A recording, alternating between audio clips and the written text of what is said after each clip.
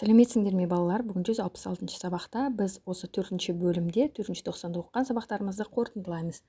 Бірінші тапсырмада кестедегі сандардың орналасу заңдылығын табуға көмектес дейді. Бізге мына жерде сандар берілген екен. Енді біз сол сандарды бірінші көк кестені қарайық. Бұл жерде 64, 67, 70, 73 деп кете береді. Енді біз осыны білу үшін ең алдымен 67-тен 64-ті алайық, 3 болады. 70-тен 67-ні алсақ, 3 болады.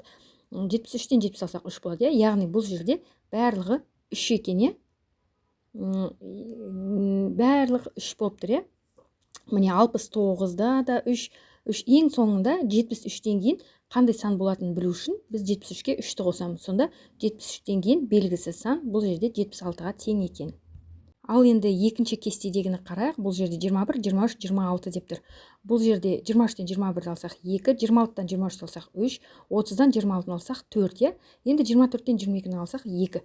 Яғни бұл жердегі заңдылық 2, 3, 4, 2, 3, 4 екен.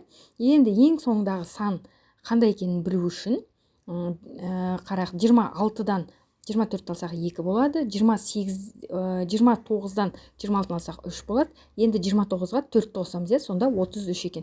Бұл жерде белгісіз сан 33-ке тең. Ал енді екінші тапсырмада есепті шығар дейді. Мектепте 3000 кг қағаз қалдығы жиналды. Оның алтыдан бір бөлігін төменгі сынып оқушылары жинады. 5-8 сынып оқушылары олардың 278 кг артық жинады. Ал қалғаны жоғарғы сынып оқушыларының үлесіне дейді. Жоғарғы сынып оқушылары неше килограмм қағаз қалдықтарын жинады дейді. Барлық жиналғаны 3000 кг, төменгі сынып 6-дан бір бөлігін жинады. Қанша килограмм екен табамыз. Және 5-8 сыныптардікі белгісіз, бірақ 278-ге артық. Ал жоғарғы сыныпты табайық. Ол үшін алдымен 3000 килограммды бірге көбейтіп 6-ға бөліп, сонда 500 шығады. Яғни төменгі сынып оқушыларының өткізген қағаз қалдығы 500 дана екен, 500 килограмм екен. Енді сол 500-ге 278-ді қоссақ 778 болады. Яғни 5-8 сынып оқушылары 778 килограмм қалдық жинапты. Ал енді осы 778 мен 500-ді қосып, одан 3000-нан алатын болсақ 1722 шығады. Яғни жауабы жоғарғы сынып оқушылары 1722 килограмм қағаз қалдықтарын жинады.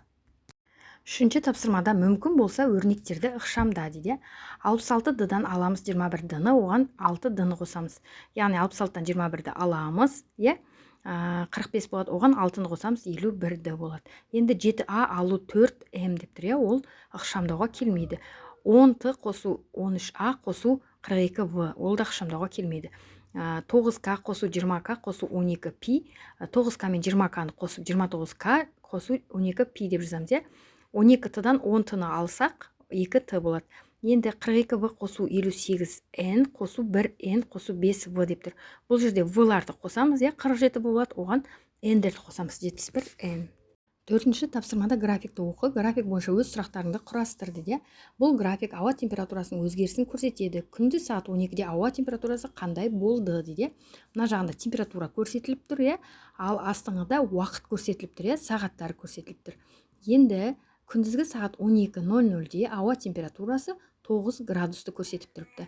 Енді өзіміз сұрақтарды құрастырамыз. Қандай? Мысалы, таңертең сағат 9:00-де ауа температурасы қандай болды? Ал енді 9:00-ді қарайық. 9:00-де ауа температурасы -6 градус болыпты, -6 емес, 6 градус, Ал күндізгі сағат 15:00-де ауа температурасы қандай болды десек болады? Ол кезде 12 градус болыпты. Бесінші тапсырмада суреттегі екі симметрия өсі берілген. Бұл айна деп ойла. Айнадағы бейнені төменгі бөлікке, одан кейін олардың бейнесін сал дейді. Мынандай бөлікті берілген екен, соны төртеу қылып астына, үстіне, жанына саламыз. Алтыншы тапсырмада салыстыру беріліпті, бөлшектерді салыстырамыз. 77-ден 12-ке қосамыз, 77-ден 13-ті қосамыз, 77-ден 8-ді, асты бірдей болғандықтан, алымы бірдей болғандықтан, оны 77-ні жазамыз да, 12-ні 13-ке қосамыз, оны 8-ге қосамыз, сонда 33 болады. Енді екі жағын қарай 77-ден 45 алу, 77-ден 9. Сонда 77-ден 36 болады. Яғни 77-ден 36 үлкен, 77-ден 33-ке қарағанда. Жандағысы тура сондай. 48-ден 14 қосу, 48-ден 21, екінші жағында 48-ден 47 алу 48-ден 6. Бұл жерде 14-ке 21-ді қоссақ 34 болады. 47-ден 6-ны алсақ 41 болады. Әрине 48-ден 41 үлкен 48-ден 35-ке қарағанда, иә. 150-ден 24 қосу, жақшаның ішінде 150-ден 41 алу, 150-ден 29. 41-ден 29-ды аламыз да, оны 24-ке қосамыз. Сонда 150-ден 36 болады екен. Ал 150-ден 25-ке 150-ден 68-ді қосатын болсақ, 150-ден 93 болады. Яғни 150-ден 93 үлкен болады. Енді астында 100-ден 41 алу, 100-ден 30 қосу, 100-ден 7, жақшаның ішінде. Бұл 100-ден 4 болады. Енді 96-дан 13 алсақ 83, 100-ден 83 үлкен, 100-ден 4-ке қарағанда. Енді одан кейін 194-ден 47 қосу, 194-ден 78 қосу, 194-ден 32 жақшаның ішінде. Бұл 194-ден 157 болады. Ал екіншісінде 72-ге 49 қосақ 121 болады. Яғни 194-ден 157 үлкен болады. Енді 200-ден 75 қосу 200-ден 45, бұл 200-ден 120 болады. Ал мына жағы 95-ке 15 қоссақ 110 болады. 200-ден 110 болады. Әрине 200-ден 120 үлкен, 200-ден 110-ға қарағанда. 7-ші тапсырманы орында. Оқу жылының соңында балалар оқулықтарды кітапханаға өткізуге көмектесті. Сынып бөлмесінде 6-дан 7-ден 8-ден 9-дан 10-нан 11-ден топтастырылып байланған 6 бума оқулық тұр. Екі оқушы 5 буманы алып кетті. Екеуінің қолындағы кітаптардың саны бірдей. Сыныпта қай бума қалды дейді.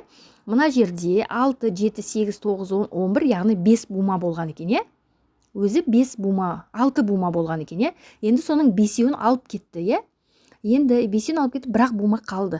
Енді 5 буманың саны бірдей болып тұр. Екі оқушыда 5 буманың саны бірдей болып тұр. Яғни біз бұл жерде бірдей санды қарайық. Егерде 6-ға 7-ні қоссақ, оған 8-ді қоссақ, ол 21 болады. Ал 10-ға 11-ді қоссақ, ол да 21 болады. Яғни екі оқушы осы 5 буманы алып кетті, ал сыныпта 9-дан топтастырылып байланған бума қалды. 8-ші тапсырмада теңдеулерді шешу берілген екен. Ең бірінші теңдеу x қосылған 16225 жақшаның ішінде алу 11052 тең 257 көбейтілген 542. Алдымен 257 мен 542-ді көбейтіп аламыз, сонда 139294 болады екен. Енді бізде бел жақшаның сыртындағы 11052-ні теңдіктің мына жағына шығарамыз, сонда оны алатын болсақ 150346 болады. Енді осы жерден x-ті табу үшін 150346-тан аламыз 16225-ті. Сонда x-іміз 134121-ге тең екен. Енді орнына қойып тексереміз, сонда теңдіктің екі жағы да 139294 болады. Енді екінші теңдеуді шығарайық. 138 көбейту 403 көбейту x тең 1 миллион алу 4608 бөлінген 128. Ең алдымен бөлуді орындаймыз. 4608-ді 128-ге бөлсек 36 болады екен. Енді 1 миллионнан 36-ны алып аламыз, сонда 999964 болады. Енді x-ті табу үшін 999964-тен аламыз 55614-ті. Сонда x-іміз 944350 болады. Енді орнына қойып тексереміз. Сонда теңдігіміздің екі жағы да 999.964 тең 999.964 болады.